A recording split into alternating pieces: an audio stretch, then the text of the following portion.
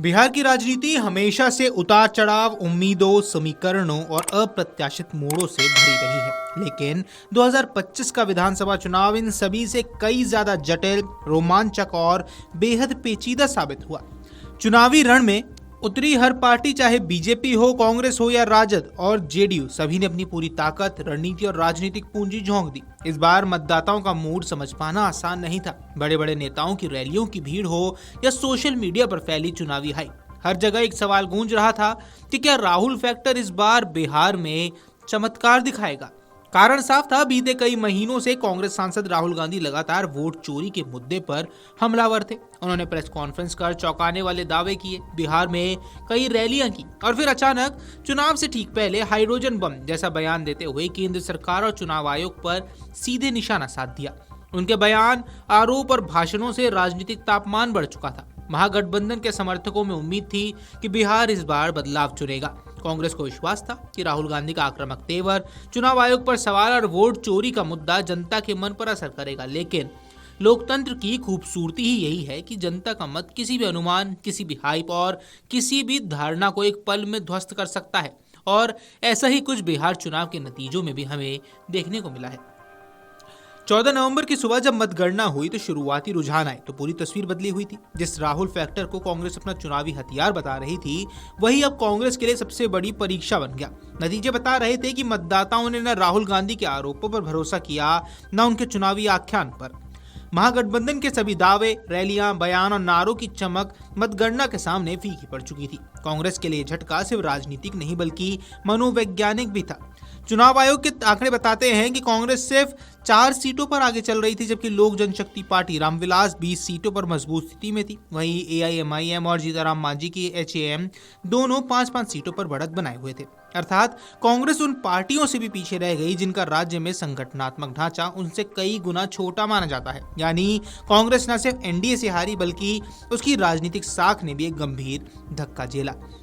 ऐसे में अब सवाल उठता है कि क्या वाकई राहुल गांधी का वोट चोरी नैरेटिव कामयाब नहीं हुआ, या महागठबंधन ने जनता की नब्ज गलत पढ़ ली। विश्लेषक बताते हैं कि बिहार में मतदाता स्थिरता, सुरक्षा और स्थानीय नेतृत्व को प्राथमिकता देते हैं। राहुल गांधी के बयान लोगों को उत्साहित तो कर सकते थे, लेकिन ये कहना मुश्किल है कि उन्होंने किसी ठोस मुद्दे का समाधान किया हो।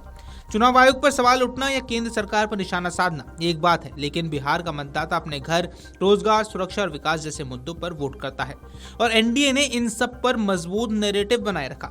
महागठबंधन के सामने चुनौती ये भी थी कि तेजस्वी यादव मुख्यमंत्री पद के सबसे युवा चेहरे के रूप में उतरे, लेकिन उनका अभियान राहुल गांधी के मुद्दों में कहीं उलझता गया। बेरोजगारों को नौकरी देने वाले तेजस्वी के संदेश को जगह जगह वोट चोरी के आरोपों में ढक दिया गया।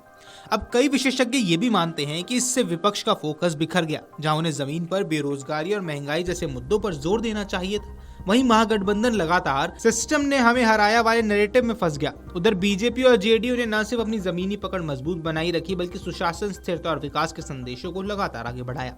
नीतीश कुमार की महिलाओं पर केंद्रित वोट बैंक, पीएम मोदी के केंद्रीय योजनाओं का प्रभाव और एनडीए का जातीय समीकरण, इन सभी तत्वों ने मिलकर इतना मजबूत माहौल बनाया कि राहुल गांधी का पूरा नैरेटिव हवा में तिरोहित हो गया। मतगणना के रुझानों में यह पढ़ना मुश्किल नहीं था कि बिहार ने इस बार राहुल गांधी के आरोपों पर भरोसा नहीं किया है। वहीं कांग्रेस की हालत ने भी ये दिखा दिया कि राहुल का आक्रामक प्रचार, रैलियां, प्रेस कॉन्फ्रेंस और हाइड्रोजन बम जनता पर कोई भी निर्णायक प्रभाव नहीं डाल सके।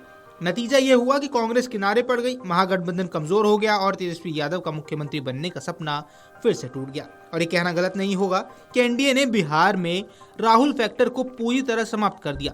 एक तरफा प्रचंड बहुमत हासिल कर उन्होंने ये भी साबित कर दिया है कि जनता के लिए सिर्फ आरोपों से ज्यादा मायने रखते हैं स्थिरता, भरोसा और स्पष्ट नेतृत्व। 2025 का ये चुनाव भविष्य के लिए एक बड़ा सबक भी छोड़ गया है कि चुनावी रण में सबसे बड़ी ताकत सिर्फ रैलियां नहीं बल्कि जनता का मन, उनका भरोसा और उन मुद्दों पर टिके रहना है जो उनके जीवन को प्रत्यक्ष रूप से प्रभावित करते हैं। और इस बार जनता ने साफ संदेश दिया कि वोट चोरी नहीं, स्थिर नेतृत्व चाहिए। वीडियो डेस्क अमरुजाला.com। अगर आप ये वीडियो YouTube पर देख रहे हैं तो हमारे चैनल को सब्सक्राइब कर बेल आइकन दबाएं और Facebook पर देख रहे हैं तो हमारे पेज को लाइक करें।